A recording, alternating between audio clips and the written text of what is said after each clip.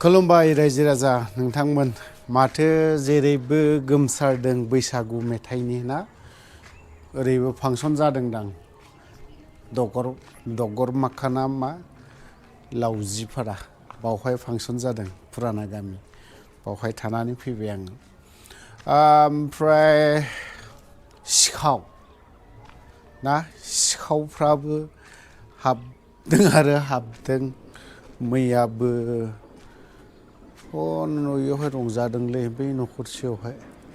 बे गाहायनि न'खराव रंजादोंमोन ओमफ्राय सिखाव राजु कुमार नार्जारी सारनि न'आवबो सिखाव हाबदों थ' दुखुनांथावना बाथ्राया नैबेसो थ' फिसाजोनि मुङावहाय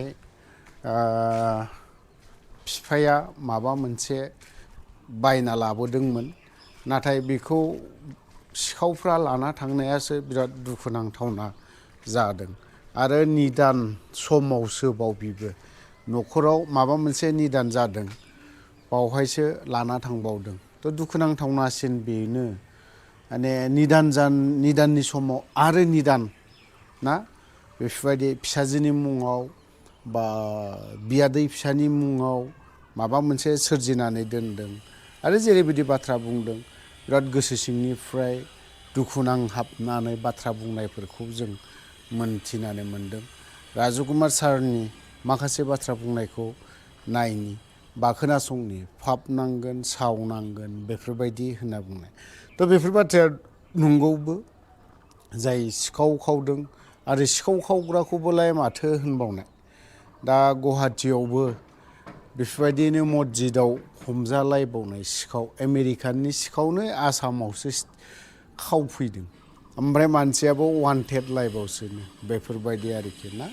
थ' बेफोरो जोबोद दुखुनांथावना आरो सिखावफ्राबो खावोब्ला मोजां रोखोमैनो मोजां सिखाव नामखौ लाखा आं हले बुंखायो आंहाबो बेफोरबायदिनो जोंथ' गैयि मानसि नालाय स्कुटि गंसे खावजादों बिराद खस्थ'जों लानायमोन स्कुटियाबो ओमफ्राय सनि टिभि बेबो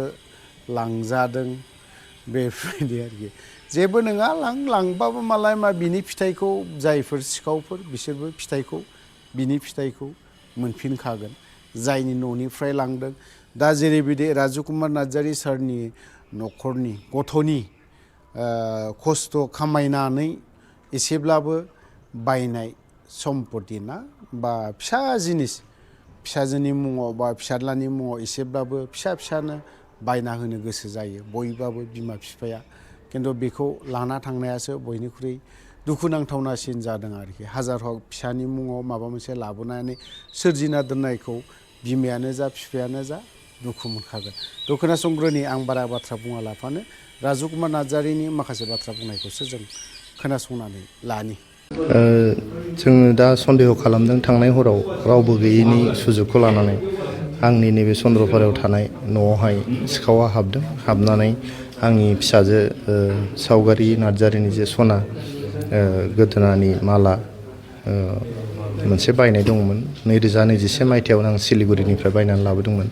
बै समाव 64,000नि बायदोंमोन दिनै सनानि दामाथ' गोबां बांबाय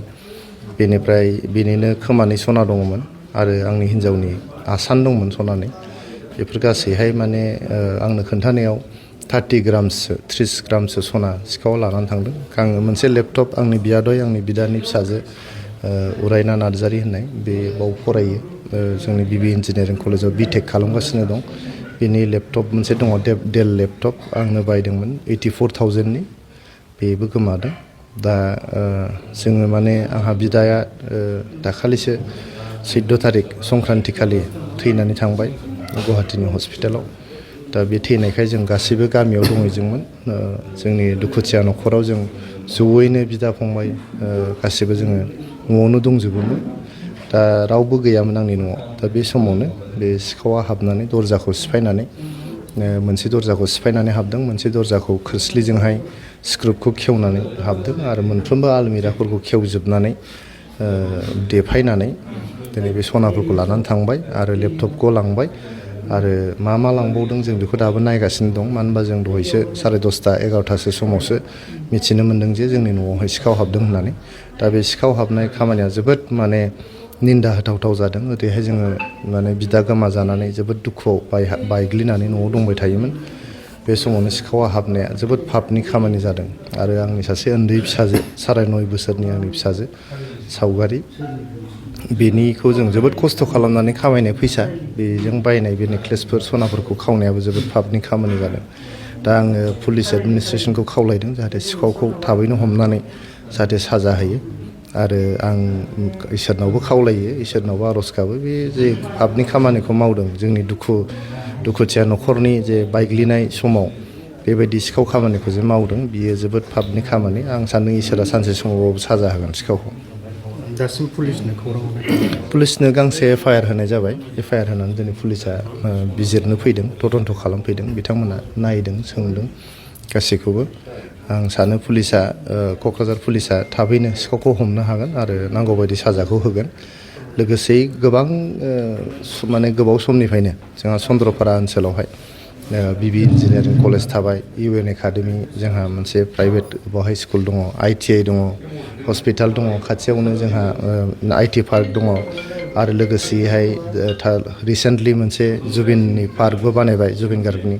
गासैखौ नायजोबनानै जिहेतु गोबां ओनसोलनि, आसामनि गोबां ओनसोलनि फरायसाफोर फरायसुलिफोर बेयाव थाफैयो,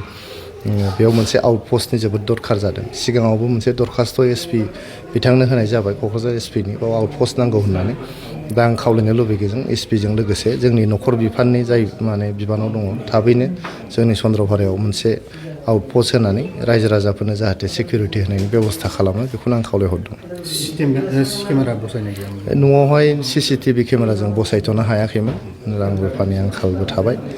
गुबुन बा दिनैसिम जों गोबाव सम जाबाय बाव 2013-14 समनिफ्रायनो जों बाव दंफैयो, खिन्थु दिनैसिम बिजि खान्दा गंसे गोमाफेराखैमोन, जेबो जाफेराखै। जोंथ' सिगाङाव दरजाफोरखौ मारियामोनबो, जेबो जों बेबायदि खालामा। मानसि गैयाबाबो जों मारिनानै थाङा, ओरैनो हुकल' होनानै जों थाङो। गथिखे दिनैसिम बेबायदि जेबो गोमाफेराखै, जोंहा बिजि खान्दा गंसेबो गोमाफेराखै होननानै बुंनांगोन। दा थांनाय हरनि जे बे जाथाय, सिखावनि जाथाय, जोबोद दुखु गोनां। स्पेसियेलि जेराव आंहा न'खराव मानसि थैदों, बे मानसि थैनाय समाव बे सिखावा जे बेबायदि खावफैगोन, बेबायदि बिखा बिख्लो गैद्रायै, अननाय गैद्रायथारै सिखाव जे बेबायदि माने जागोन, बेबायदिखौ जों साननोनो हाया। आं सान्दों इसोरा बेनि थाखाय बे सिखावनो नांगौ रोखोमनि साजा होगोन।